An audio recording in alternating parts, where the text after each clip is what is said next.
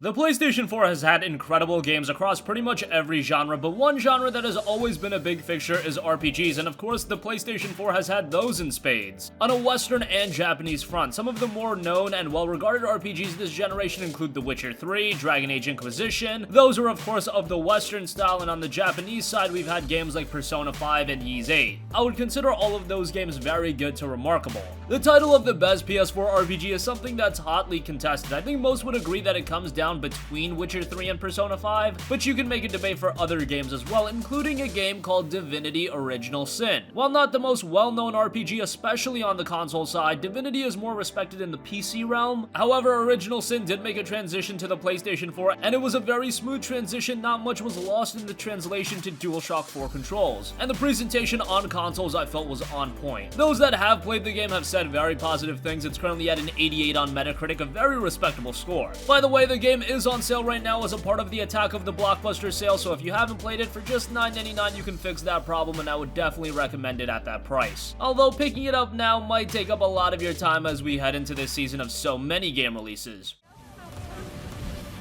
Does anything seem different, you know?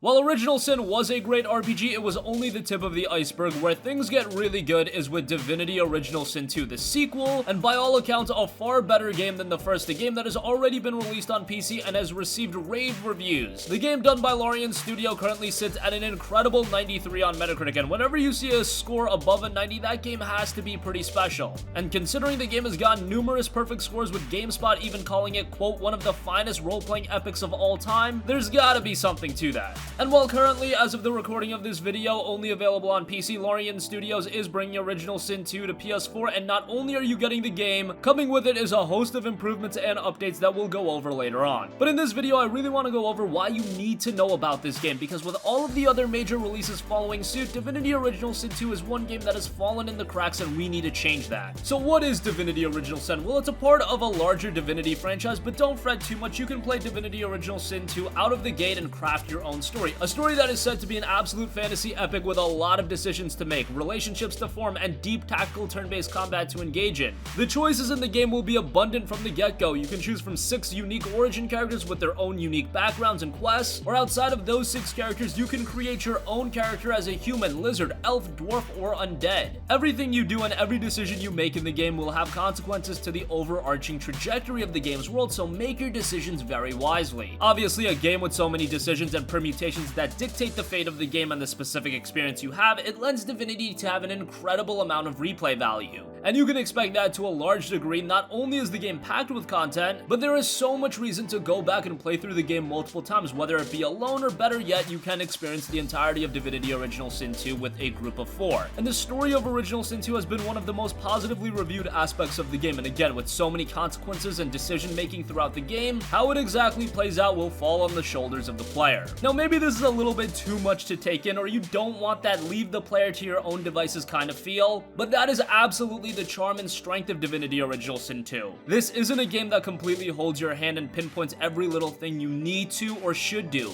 Although a new gameplay element is going to be introduced in this definitive edition that will cater towards players that want a more casual, so to speak, gameplay style, and we'll go over that when we talk about all of the game's changes in this version. Again, this is a game that doesn't handcuff you at all. You can go anywhere. One of the main points of the game is the unlimited freedom to explore and experiment. Go anywhere, talk to anyone, and interact with everything. You can kill any NPC here or there without sacrificing progress. Speak to every animal. Just bear in mind that all of this that you do and all of these little decisions that you make will be impactful to the game's story and world. We really haven't talked much about Divinity's gameplay, so let's fix that. Divinity is a more PC-associated experience, as I mentioned, so for those of you that are more used to a traditional and more simplistic console RPG style of gameplay, that's not what you're gonna find with Divinity. However, what you will find is fantastically woven and complex tactical gameplay that, while yes, is very challenging, in the same token can be incredibly rewarding. Here's what the gameplay is specifically called by Larian Studios. Quote, the next generation of turn-based combat. Blast your opponents with elemental combinations, use height to your advantage, master over 200 skills in 12 skill schools, but beware, the game's AI 2.0 is our most devious invention to date. End quote. So you can see just from that small quote, there's a lot of depth to the gameplay in terms of how many skills you have and the game's AI being a focal point, and that's definitely good because that will add a layer of challenge. And remember again, the entirety of the game is playable with 4-player online and split screen, so that will alter the gameplay to a great degree as well.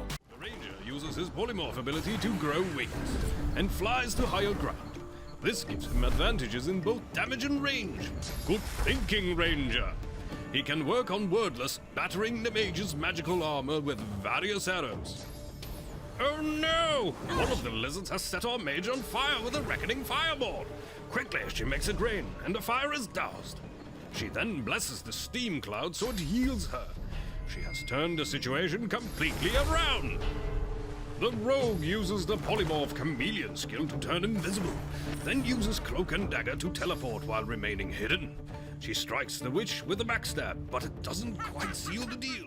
Now, as I mentioned, the game has already been released on PC. It has a 93 on Metacritic, so I want to go over some of the review scores and what reviewers had to say about the game. IGN's Leif Johnson scored the title a 9.6 out of 10 and said, quote, few other RPGs allow such a wide range of flexibility while also supporting rewarding combat and a powerful story, all in a world that feels alive in the ways it reacts to you and goes about its business without you. Again, that's a 9.6 out of 10, a very high score. Game Informer's Daniel Tack, on the other hand, scored the game a 9.75 out of 10, saying, quote, Divinity Original Sin 2 is one of the greatest PC RPGs of all time, and Larian's continued dedication to creating incredible freeform adventures inspired by tabletop lineage is inspiring and commendable. Again, Tax scored the game a 9.75 out of 10, and those are just a couple of the glowing reviews about Divinity Original Sin 2. We'll leave links to both of those reviews in the description box below if you want a more in-depth look. Now, keep in mind, where things get pretty exciting with this version of the game is that those were the reviews of the original game. The version we're getting on the PlayStation 4 is coming as a better version compared to its initial release. The PlayStation 4 is getting Divinity Original Sin 2 Definitive Edition, and coming with it is a slew of new changes and updates looking to make an already incredible RPG even better. Let's go over just some of the changes and updates. 150,000 words of text have been changed, and Larian has recorded over 130,000 new words to add more polish to the dialogue. Speaking of which, new situations have been added to add more immersion. The personal journeys of the origin characters have been updated, adding to their own stories. Act 3 alone is set to have around 30 hours of more content. That's new content. The ship at the start of the game has a dedicated tutorial section, which is awesome because, again, this is a game with a little bit of a learning curve, especially to console players. A new story mode has been added, allowing you to flee from battle at any point and resurrect party members in unlimited amount of time. So that is the more easier and casual experience I was talking about. A nice inclusion, but if you want the optimal way to play this game,